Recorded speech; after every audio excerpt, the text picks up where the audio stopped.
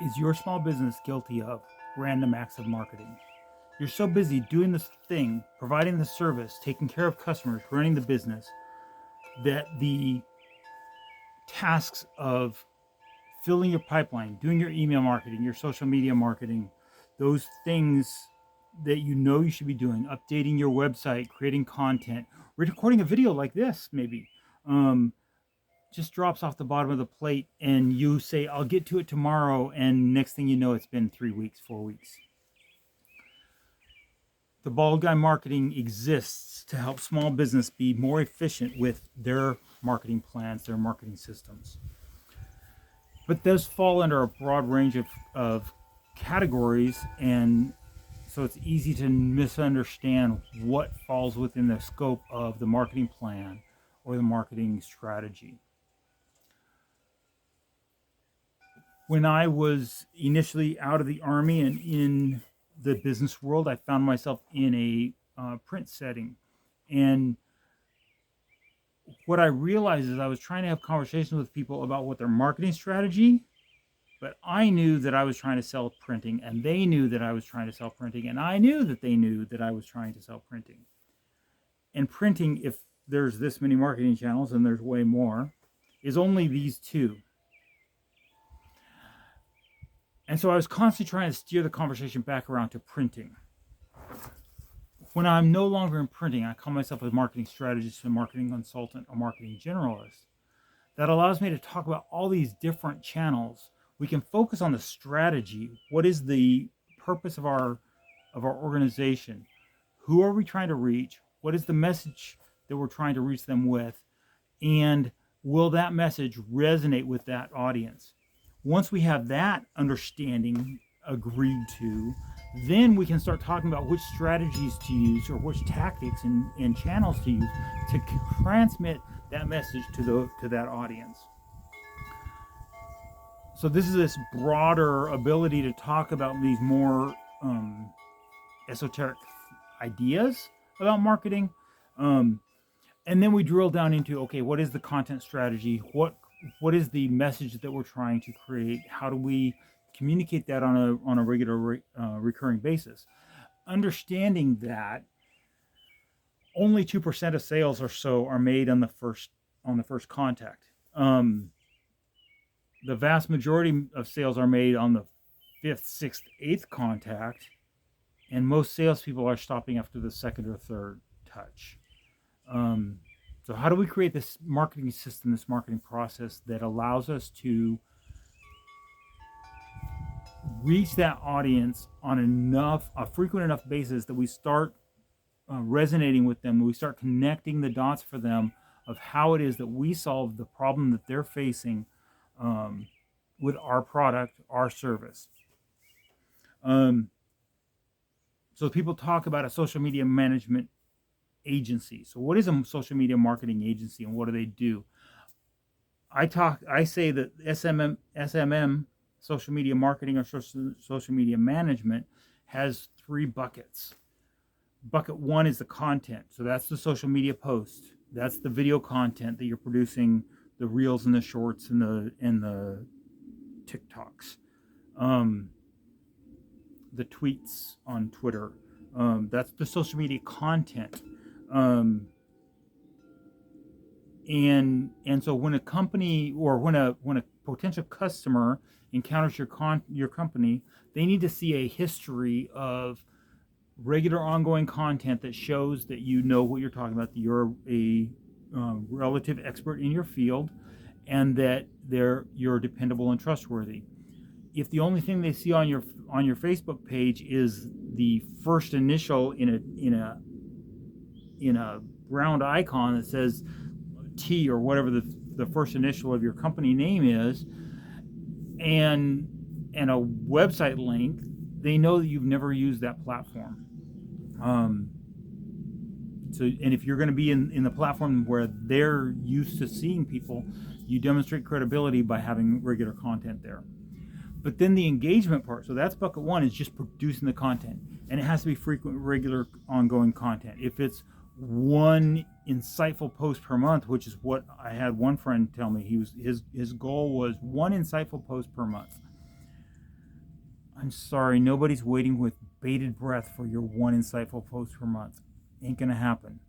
It's so buried down on their feed, no one's paying attention. It's gonna come and go, and it's not gonna get any traction. Social media is about the frequency and the repetition.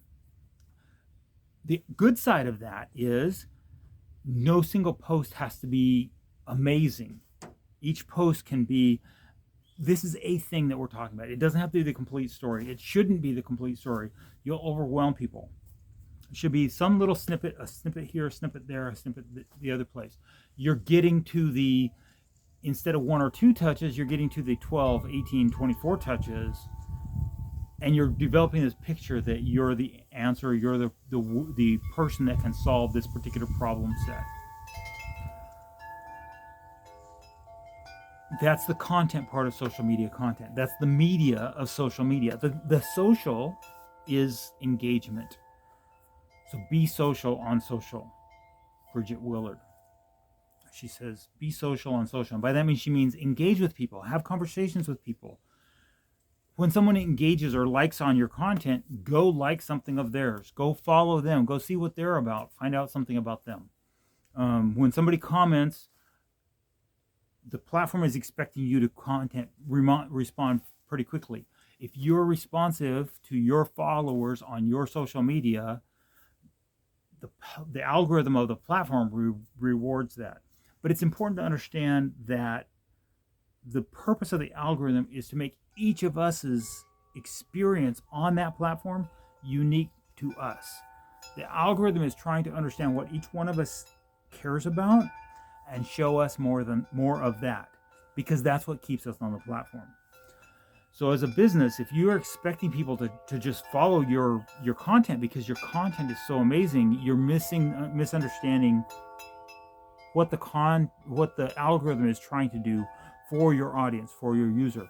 The algorithm is trying to give your user more of what they care about, not more of what you care about. Your role as a social media marketer or a company who's using social media marketing is to engage with that audience in a way that causes the algorithm to see that they are in fact engaged with you, they're having a two-way conversation with you, and then it feeds them more of your content. And then the next bucket is social media advertising. So if you've got a good content strategy and if you've got engagement, then when you use a social media advertising to reach an additional audience, that additional audience, when they show up on your page to check you out and figure out if you're truly legit, now they see your content and your people who are engaging with your content, and it's much more relevant, it's much more relational than transactional, which is how most people treat advertising as transactional. Another thing that happens on social media is this thing called reviews and referrals. Reviews and referrals is another way to reach a larger audience. You don't necessarily have to spend money like with an advertising spend. Reputation management is this bridge between social media marketing and Google Business Profile, which I'll talk about in a minute. Reputation management is the concept of using reviews, getting reviews, using those reviews to generate additional revenue opportunities. So one of the key things that the algorithms are looking for is when that business gets a review, do they give it a thumbs up? Do they give it a like? And do they say thank you? And if it's a positive review, do they say thank you? We appreciate the opportunity to serve you. Would you mind sharing it? We'll get to that's the reviews and reputation. They're the referrals and referrals part of reviews management. When it's a negative, so positive review, what we want to do is give it a thumbs up and say thank you for the opportunity to help you. When we have a negative review, we want to say thank you for giving us that feedback. Can I get on a phone call with you and have a conversation and maybe solve this problem that you had? In both cases, the algorithm, whether it's the social media platform that's offering you a chance to make a review, to receive reviews, or it's the Google Business Profile, the algorithm is watching how quickly that company responds. That demonstrates credibility and relevance of that company to its audience. It demonstrates engagement with that audience. On the subject of reputation management, it isn't what matters isn't only the total quantity of reviews, but it's also the relevant frequency and recency of your reviews. The relative frequency and recency of reviews has to do with the fact that if a company has 50 reviews, but they're all 5 years old, they're all 5-star reviews, they're great reviews, but 5 years ago, and then nothing since then, it indicates that the company's closed, or the company's gone out of business. I guess that is closed. The company's either closed or has had a significant change of leadership and is no longer performing at that same level. So 50 reviews is good, but 50 reviews spread once a month over 5 years is a much different thing than 50 reviews 5 years ago. So really what's significantly important is how many reviews have come in the last 90 days, and what is the ranking of those reviews, and then how quickly did the company respond to that review. 24, 48 hours, hey, thanks for the review. Can we have a further conversation? If it was a negative review, would you be willing to share it if it was a positive review? We can then, as the company, we can turn around as part of our social media content strategy. We can actually take that review, put it back in our social media and say, this isn't us saying we're great. This is our customer. This is the person who received this service saying we did a good job. And then we can also follow up with that person by asking them, hey, would you mind sharing this with your family and friends? And when they post their review or the link to their review on their social media, now we're using the algorithm to reach an audience that isn't following our page. That audience, their friends and family, are following them, and now they're getting this third-party endorsement, second-party endorsement of our services. And it's an audience that we wouldn't otherwise be able to reach. And that takes us to Google Business Profile. So the Google Business Profile, one of the most important functions for a business is collecting Google reviews, and the immediacy of responding within 12 to 24 hours, maybe 48 hours, giving that review a thumbs up and saying thank you for that review. If it was a positive review, saying thank you for the opportunity to serve you. If it was a negative review, saying thank you for the feedback. Let's get on a phone call, get on a Zoom, and have a conversation about how we can fix this for you. The rest of Google Business Profile Management involves making sure that the hours of the operation are set correctly, keeping those current when holidays come and go, setting the crowd, the audience, the unique characteristics of the company ownership so that that profile is built out completely and Google sees that the owner is paying attention to and taking care of and serving that portion of their algorithm, which is reflected in the way they rank websites. Now, none of us, other than a handful of people inside Google, actually know what the algorithm, the search web crawler algorithm exactly says.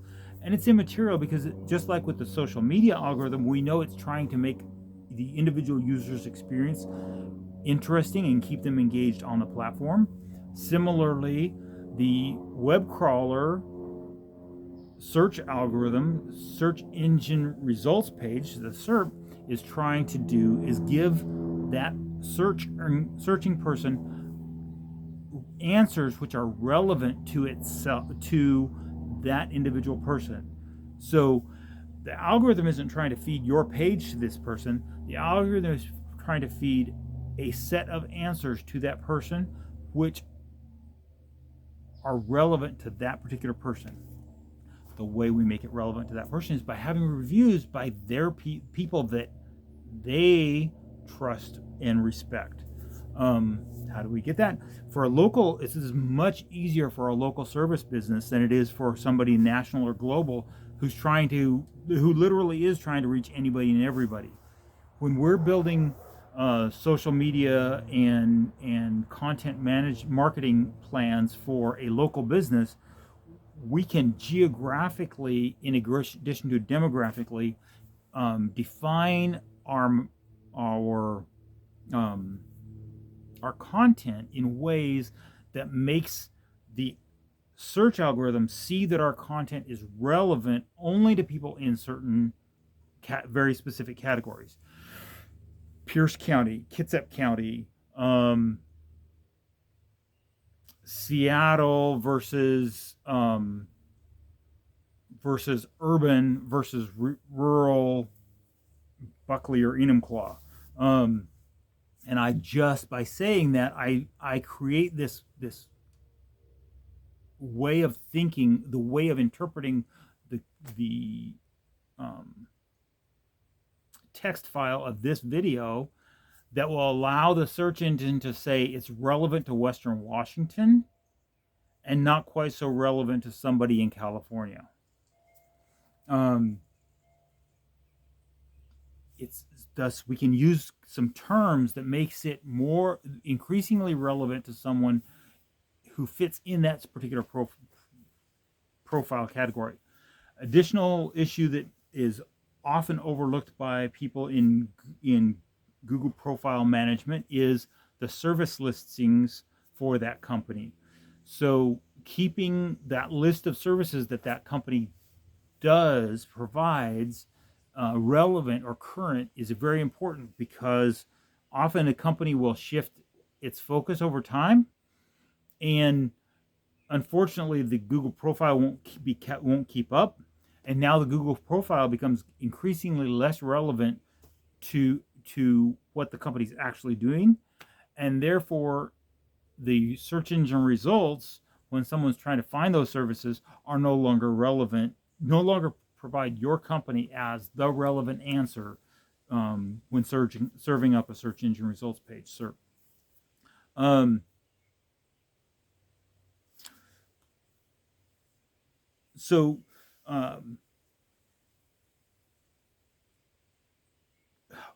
Social media content, Google Business Profile also has an updates. And again, using updates is a way that we can keep Google informed that we are actively engaged with our business. 7 days is kind of the magic number. So every 6 to 9 days, there should be a new update from the company saying this is something that's happening in our company. So you can take some of your social media content.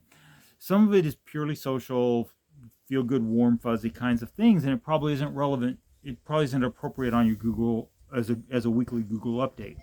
But some of those, it's a perfectly valid max. You just take the thing you're going to post on social media anyway, and you push it over to Google Profile as well. Some of the people in my space, in the social media marketing, social media management world, say that cross-posting is not appropriate, is a lazy way to do marketing. My counter argument is, okay, fine, we can trickle it out so that something I post in one profile or in one platform on Monday, I post it to a different platform on Tuesday and a third platform on Wednesday. We can do that, and with the right with this right software and the right management systems, that's not incredibly hard or difficult. The counter argument is the people who use Facebook aren't immediately going to go over and check LinkedIn or Twitter to see if you post the same thing on the other platform.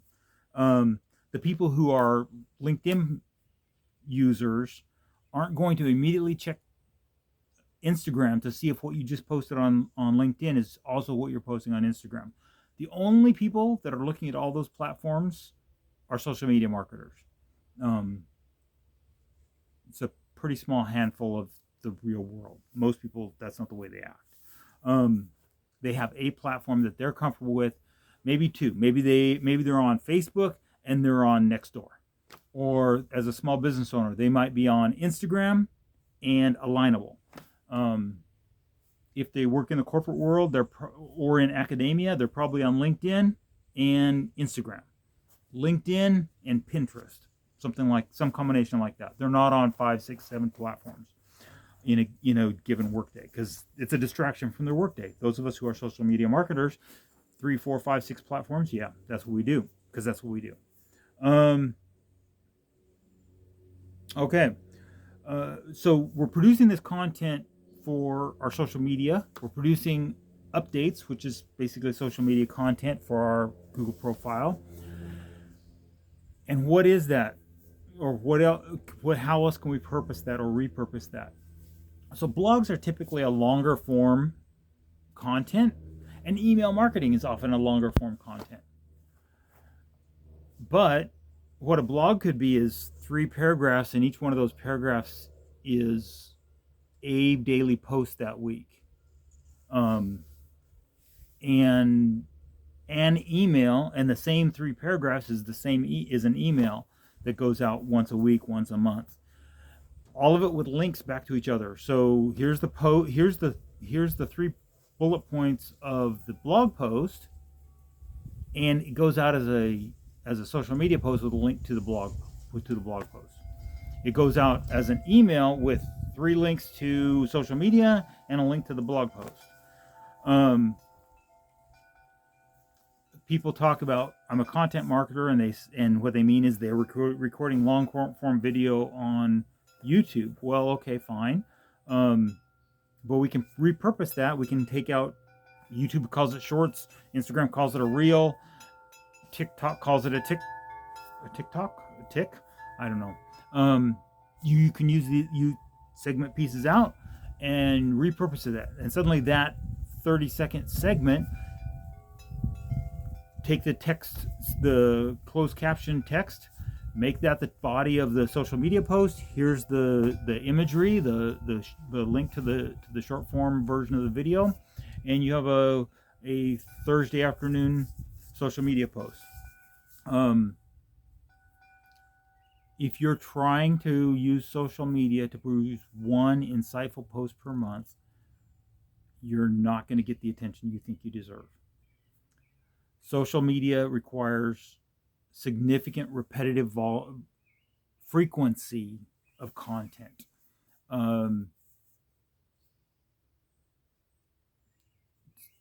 That's the way to use social media.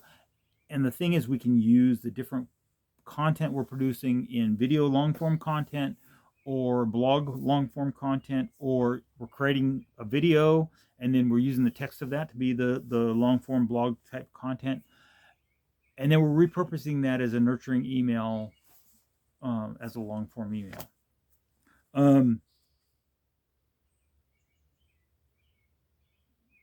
Email marketing is also very valuable for follow-up, follow-through. So statistically, only 2% or so of sales are made on the very first contact. Very rarely does a business put the right message in front of the right person at the moment they're ready to buy, and they just make a purchase decision. Most of the time, that person has to see that business 3, 5, 6, 7 times. Statistically, most sales are made after the 8th touch, especially in the world where each of us is inundated by commercial advertisements. 3,000 to 6,000 commercial messages in a given day. Just overwhelming volume of messages. For a small business to get through that noise and get their message to the right audience at the right time is very, very difficult. How do we do that? Frequency and repetition. when we start engaging with someone, getting their email address and using email to stay top of mind with them, to maintain the nurturing the relationship. Donald Miller, Building a Story Brand author, says as long as they're not unsubscribing, email marketing is working. Your open rate is only going to be what your open rate is. But if they're not unsubscribing and you're showing up in their inbox, your name with a subject, and they're saying, yeah, I don't need that right now, but they're seeing you.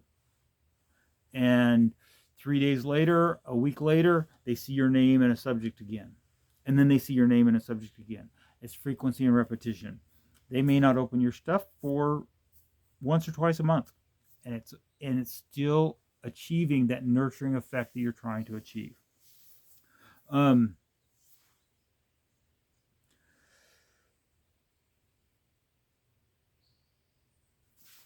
So search engine optimization is tied to all these other concepts, because what we're using in the links between our content and in the Google Business Profile, with making sure that the NAP, the name, address, phone number, and web address URL are all matched correctly, are all indicators of how credible or relevant that website is. So SEO falls in 3 categories. There are 3 categories of SEO. There is what most people say when they say SEO is the on-site technical activities, especially the backside activities that aren't the normal purview of what the business owner deals with. And then there are off-site SEO actions, and then there's all this social media content, which all has SEO effects, and reputation management, getting reviews and responding to reviews, which all has SEO effects. The social media content is producing content that shows that the business that is represented by that website is relevant and credible and visible to the correct audience. On the website, there's the backside technical portions of the SEO. That's getting all the header tags aligned correctly. That's getting the keyword listings correct. That's getting the alt data on the images correct, so that it's not just a picture of a man. It's a picture of a man sitting on a swing in the woods, talking about social media marketing and SEO. And then there's the content portion of the SEO, which is visible to the audience, to the human audience reading the page, but it's also interpretable by the search engine. And what is the content on this page, and is it relevant to the question that the searcher is asking? So search engine optimization, SEO, comes in those three buckets: the on-site public facing, the on-site technical backside, the social media content that's pointing to the page, and also the backlinks or non website specific things that still talk to the relative credibility of that company that the website is owned by.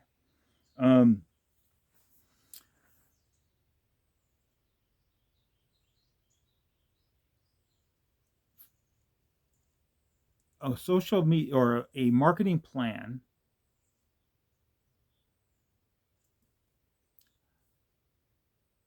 marketing plans are a way to structure and understand what we're trying to do with our marketing approach and how we're reaching the right audience with the right message.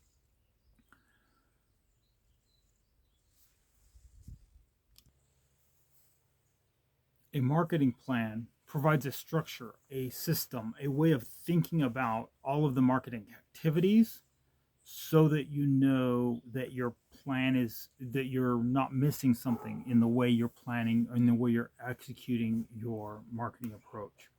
And there are three basic phases to a 9-point marketing plan: prospects, leads, and customers. Within the framework of a 9-point marketing plan, there are three categories: prospects, leads, and customers. Prospects is where we're trying to determine who we're trying to reach and what that message is. So it's the market segment. What are the characteristics of the people who are well served by what I do and how I do it, and my unique approach to providing that particular service, even if my product or my service is similar or very similar to someone else's. So there's the market segment. There is the messaging. How are we sharing that story in a way that will resonate? So who is the audience? What is the message? Will that story, will that message resonate with that particular audience? And then we're also determining, as we're within the category of prospects, what are the channels we're going to use to reach this audience. It makes no sense to try to reach I'm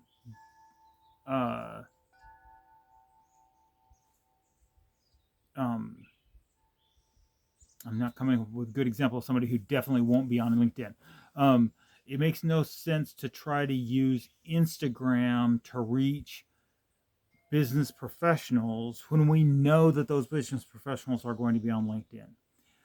It makes a lot less sense to use LinkedIn to try to reach stay-at-home moms when we have Instagram or Pinterest or Nextdoor available, which are much more likely to be places that particular person, that particular demographic is likely to be on the social media.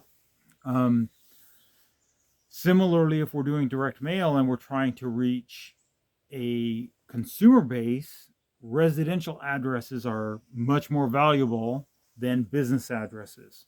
But if we're trying to reach a business, the business mailing address is a more valuable resource, is the channel to use for a direct mail channel.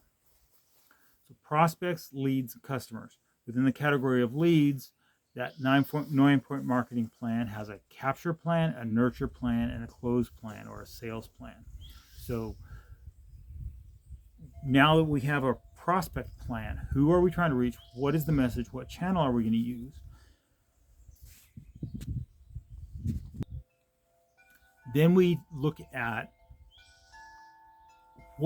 how are we going to engage with these people?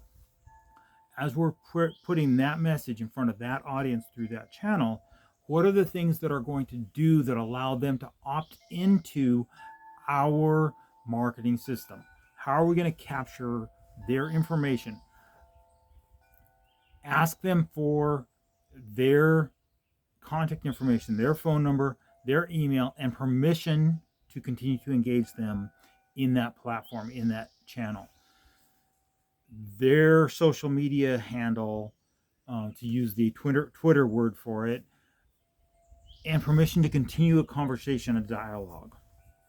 And then that dialogue that's the capture part. The dialogue is the nurturing.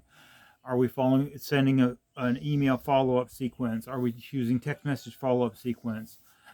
How much of this is systematized and automated versus how much of it is random individual, personal, and manual actions? And how much of it is in between, where it's a task reminder to an individual, but it's still a human in the loop, a human interaction, step by step, doing this series of actions until we get to a buying decision. And then the close is the sales process. So within that leads process is the conversation that we're having, where we're laying on the table, this is what I'm offering. I think it solves your problem. Does it make sense to you that we would continue working together? If the answer is no, then we've closed that loop, and maybe we say, okay, that's great. Let's continue to be friends. Who do you know that it would be the right thing for? That's a closed no. A closed yes turns into a customer. So within the customer category or the customer area of a 9-point marketing plan is the customer experience, the lifetime value of a customer, and generating or stimulating referrals. So the customer experience is how we're providing that service, and that part becomes part of our unique selling proposition. Are we presenting ourselves in a way, is that customer experience different than the exact same product or service, but from someone else with which is more sterile is is more personable, and the person doesn't want it, the person just wants the product. So the difference between walking into a box store, getting the product, and walking out versus a boutique shop where you're having a very interactive engagement with the provider of that service. You can go get donuts and it's the same donut, but it's two different experiences depending on what store you're in. And so that's the customer experience part. The lifetime value of a customer talks to the fact that the person most likely to pay you something is someone who has already paid you for something else. So whether that's a ongoing subscription kind of product, membership in some kind of course or program, or whether that's an upsell or a downsell of an additional product or service, that person who's already said, I trust you to solve this kind of problem for me, is more likely to purchase another thing that does something similar than or at a lot less cost to you than someone who you just encounter cold and you have to go through the entire lead nurturing process, lead capture, lead nurture, and close with this new person who's already inside your ecosystem. It's much more the nurturing has already happened. It's merely a matter of presenting this new thing and saying, hey, will this solve an additional problem that you happen to have?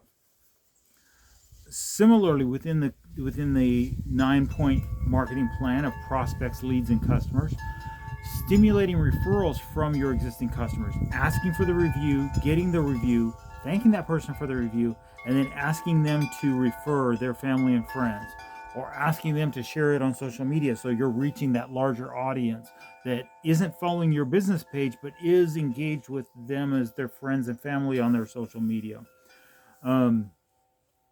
If you have an affiliate marketing program or a referral commission or sales commission loyalty program, all of those things, all of those systems are ways of stimulating referrals so that you maximize the lead generation portion as you're building your pipeline and the funnel that continues to bring new projects into your small business.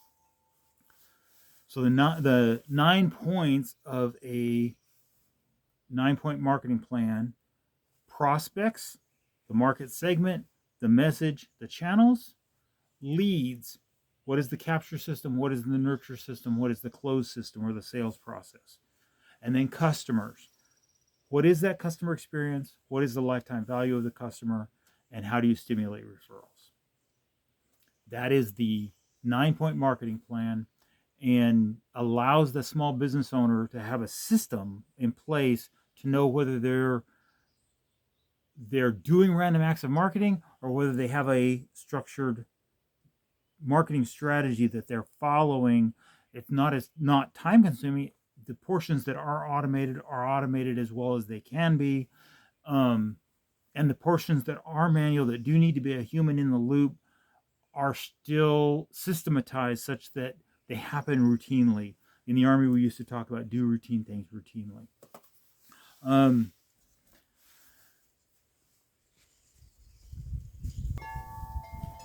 A marketing system needs to have 4 categories. The marketing system has reputation as the foundation. Rebuy, that's the idea that the lifetime value of a customer is not the first purchase, but is the most likely person to buy more from you is someone who's already bought. Most likely to buy is someone who's bought from you already, so they're more likely to buy more. Reach is how you reach additional people who weren't on your initial existing customer list. So how do you expand the audience? How do you expand the impressions to new additional viewers and new additional audience? And referrals is the process of generating from your current customers, those who are in the rebuy category, additional opportunities to serve other people that they know. So the four segments of a marketing strategy is a reputation. That's your SEO, your online presence, your website, your social media presence, your Google Business Profile, your Bing profile, all of those other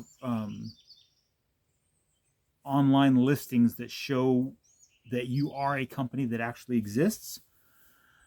And then there's buy and rebuy is once you've captured that customer the first time, how do you generate additional revenue from them? How do you provide them enough additional value that they're ready to give you additional money in exchange for that additional value?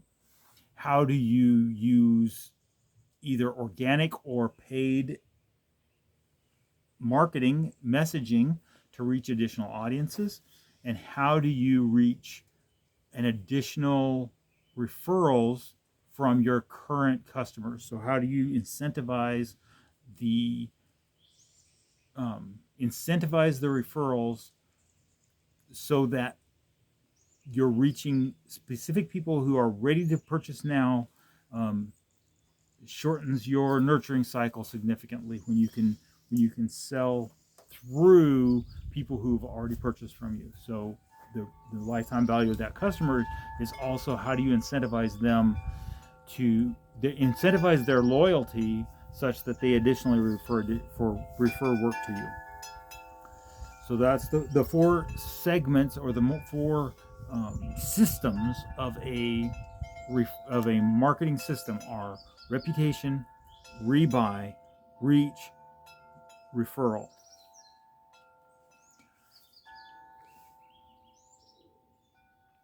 There's a saying there's a segmenting in the marketing world that talks about the difference between B2C and B2B.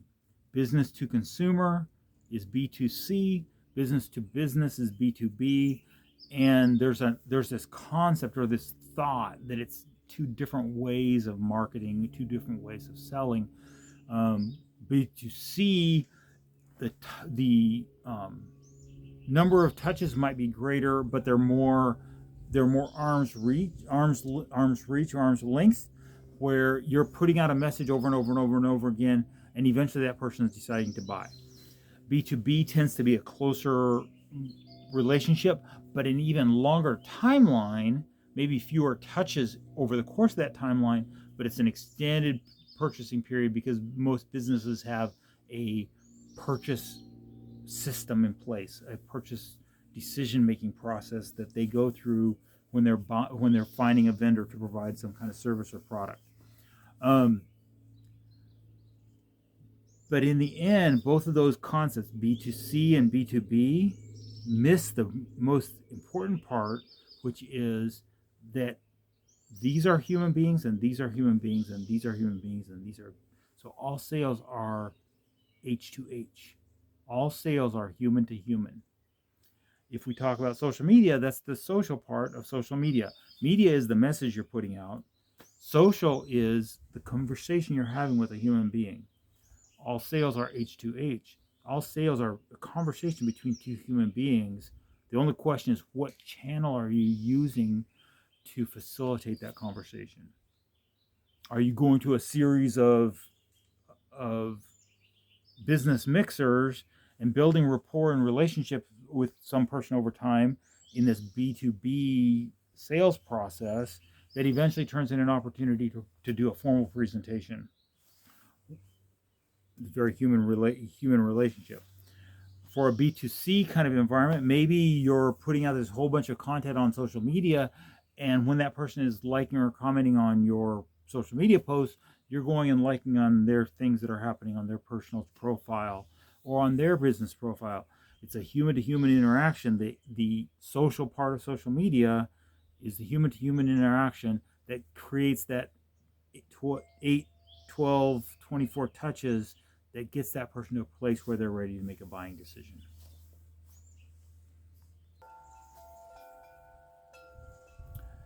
Devin Tracy of Windfall Elite says that Facebook is the most powerful communication tool ever been handed to the individual. I want to expand on that just a little bit and say social media in general, generalize it a little bit. Social media is the most powerful communication platform that has ever been handed to individual human beings to communicate with other human beings.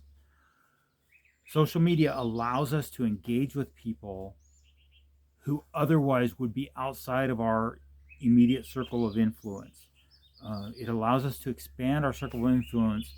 Maybe there's still only 250 people that in any human head you can maintain relationships with 150 to 250 people. But who those people are and how often you engage with them is significantly expanded by this thing we call social media in general, or in the quote, in Facebook in particular. As a small business owner, if you're not leveraging the opportunity provided by this amazing communication platform, please have a conversation with me, because it's not hard. It's not rocket science. It's not brain surgery. It's not rocket surgery. But it is difficult. It does take consistency. It does take discipline. It does take a little bit of thought and planning to do it well, as opposed to practicing random acts of marketing.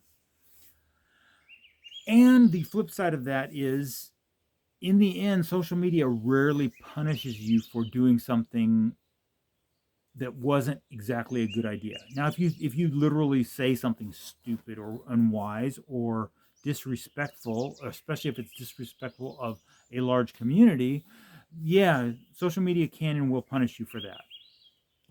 But in general, most faux pas come and go, because social media posts come and go pretty quickly.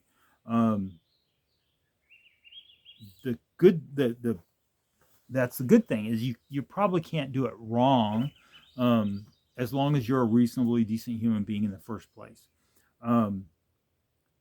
It's fairly difficult to do extremely well, but it's not incredibly hard to do reasonably well, as long as you commit to some significant pattern of repetition and frequency where you're generating content and staying engaged with the people that are engaged with you on social media.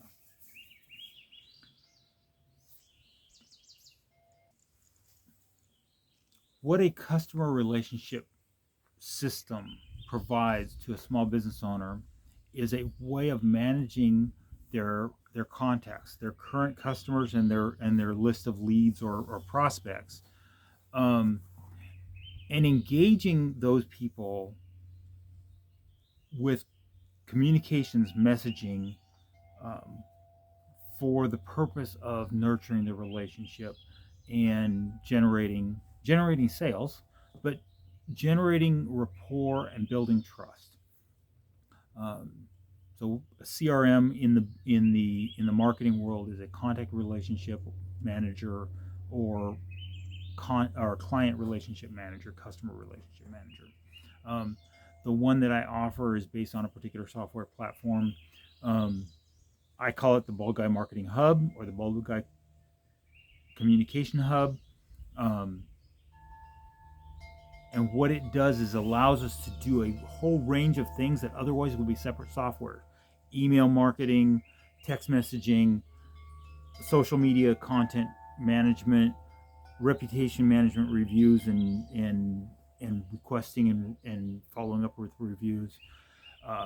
The landing pages and websites that this stuff is hosted on a website domain, on a URL, on a domain.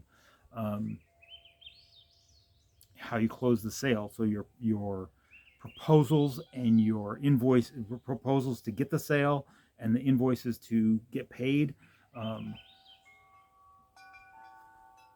all of those tools that you use to communicate with people, all connected with using a platform that allows information that comes in social media to then be trigger a email marketing sequence or a text message marketing sequence or a message back in that platform, um, to follow through, because although the riches are in the niches, the fortune is in the follow-up. Patrick Flynn, the author of Will It Fly? The riches are in the niches, the fortune is in the follow-up, and most businesses are practicing random acts of marketing where they're putting out a social media post once in a while, they're sending an email every 3 to 9 weeks, and they have no follow-up system, and more importantly, those random scattered things aren't focused on a particular target audience. And so if we can get the frequency increased and focus the message and the audience correctly, we start building the the the niche or niche, depending on what part of the English speaking world you come from. And now we use the CRM to do our follow-up. So the riches are in the niches, niche that messaging down to a particular audience, and then follow up with this nurturing sequence that's built in our CRM so that we can communicate with that audience and get them the 8, 12, 24 touches they need to reach a buying decision, and then stimulate referrals from them such that they're helping us. We're rewarding them for their loyalty in reaching an additional audience on our behalf.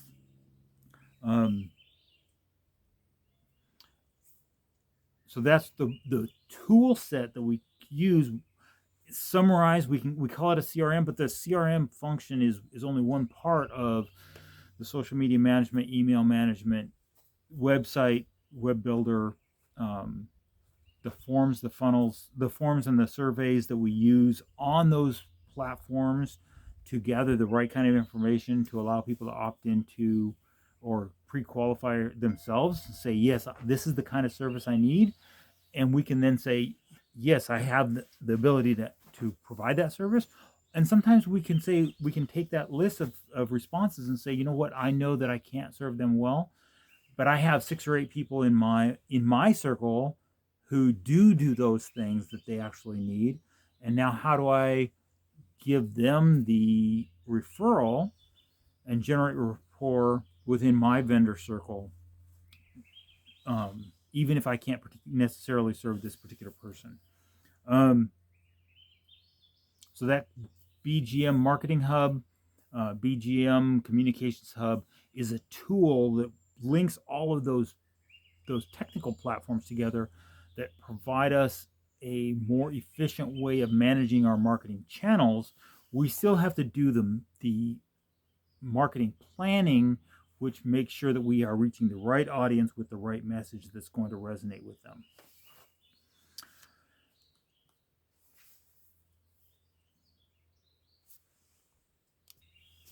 So what a marketing strategy session, a marketing plan, or marketing consultation provides to the small business owner is my expertise, my understanding, my ability to step away from the busyness of providing customer service and look at what the marketing plan or marketing approach that the company is currently using, what's working well, what isn't working as well as it should be, where the gaps are in the process, in the 9 points of the marketing system, in the marketing strategy, and then develop a plan looking at the competition, seeing where the strengths and weaknesses are there, and matching the strengths of this company with the weaknesses of the competition, such that we are able to reach a niche portion of that audience with a message that resonates for them, that allows us to close the business, that allows us to be a unique selling proposition, even in a market that is flooded with multiple providers of this particular service, whatever that happens to be.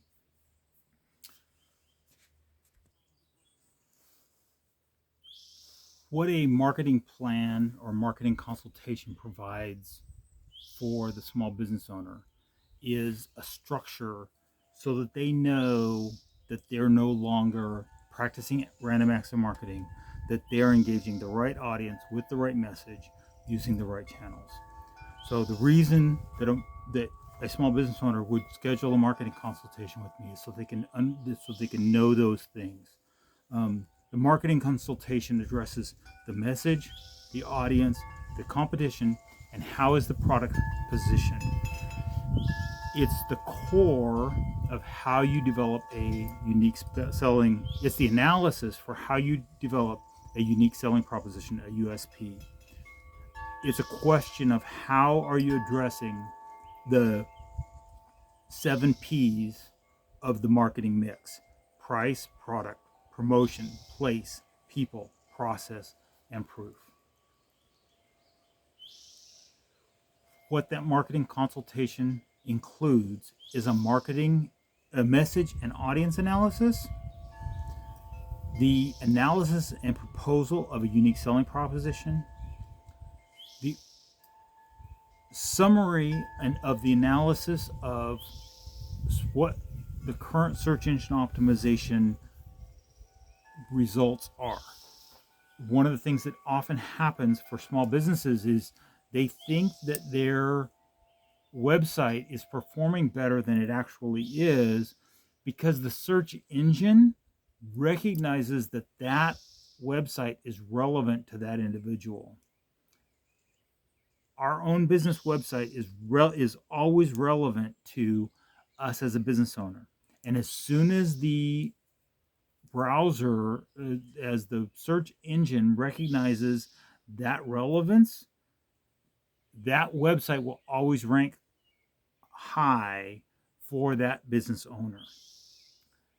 But for all the rest of us, that's not where that page ranks. And so it gets a false sense of security to very many, often has a false sense of security for business owners when they think their page is ranking well, but only because it's ranking well for them as an individual. Marketing consultation includes the competitor, threat, and opportunity analysis, and the company's strengths and weaknesses analysis, so we can see where the gap is and where the windows of opportunity are within the local market segment, within the niche. Similarly, we look at this conversation or this issue from a Porter's 5 forces analysis of the industry as a whole within that market segment. So who are the threats of what are the barriers to entry, and what are the possible substitute products. We also do a digital terrain analysis. So how does the website rank? What does the Google Business Profile show? What is the relative social media comparative presence and reputation, the reviews comparative analysis with the primary competition in that market segment? And that gives us a digital terrain baseline. And then we generate the 9-point marketing action plan. These things together, this result in a deliverable from the marketing consultation that the business owner can then turn back to me as the marketing consultant and say, these are the things that I want help with. Or the business owner can say, I'll take this to my team and have my team implement it. Now I know what I need to do. I can do it myself. Or they can take it to some other agency and say, what I now know is I need to focus on this very specific portion of SEO, and this agency is really good at that, and they should do that. Or it's a website thing, then this is a really good website company, and they should go to a website company. If the analysis says that the best thing they can do is a lot of video type content and run a YouTube channel, then that's part of my result. I'll say, you need to run a YouTube channel, and if you don't want my help doing that, that's totally fine. Go find somebody who's an expert in running a YouTube channel. Those are the deliverables from the analytical portion of a marketing consultation.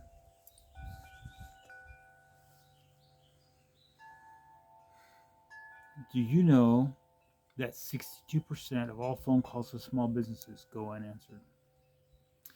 When it seems like a pretty outlandish statistic until you think about the fact that when I say it's small business, I'm often talking about a business where the owner is actively involved in providing the service.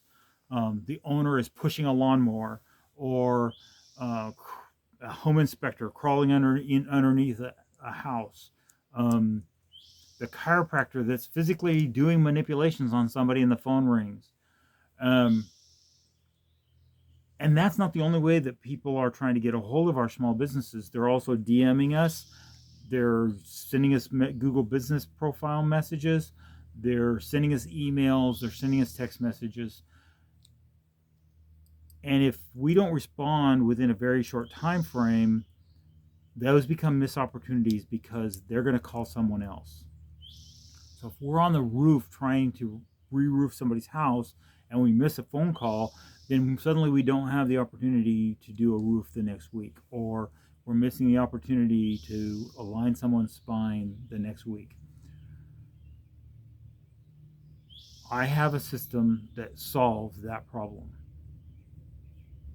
I'm Keith. I'm the bald guy. I provide marketing systems to make marketing and communications easy for small business owners.